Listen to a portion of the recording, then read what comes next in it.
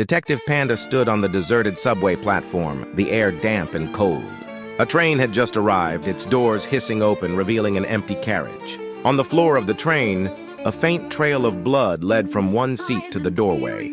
The neon lights overhead flickered, casting long shadows that danced with the sway of the train. A trembling witness emerged from the shadows, a man in a long coat and scarf. "I was there," he stammered, his voice barely above a whisper. The lights went out, and when they came back on, she was gone. His eyes darted to the empty carriage, as if expecting the darkness to swallow him too. Inside the train, Panda found a ticket left on a seat.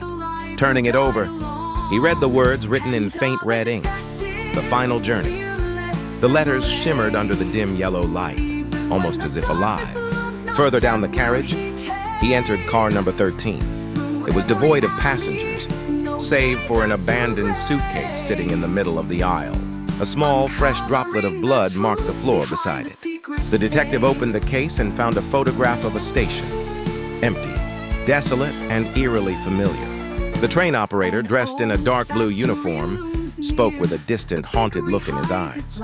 "I've reviewed the surveillance footage," he said. "No one boarded. No one exited. But they're all gone." In the control room, Panda scrutinized the surveillance feeds. Every camera worked perfectly, except for one, car number 13. The screen showed a faint haze, a layer of fog that seemed to move and pulse like a living thing. As Panda returned to the platform, a voice whispered from the shadows. It came from nowhere, yet surrounded him.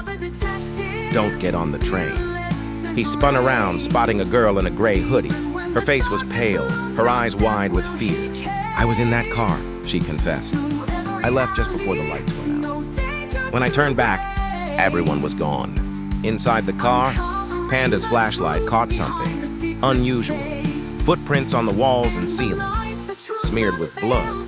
They climbed upward and vanished into the darkness above, leaving behind a metallic tang in the air. Checking the train's schedule, Panda discovered that car number 13 didn't exist in any of the official logs. Yet here it was, as real as the fear it carried. The last clue came when the lights in the car dimmed, leaving only the faint glow of a red emergency light as Panda approached the door. He saw a man in a black coat and fedora on the opposite platform. The man stood still, staring intently.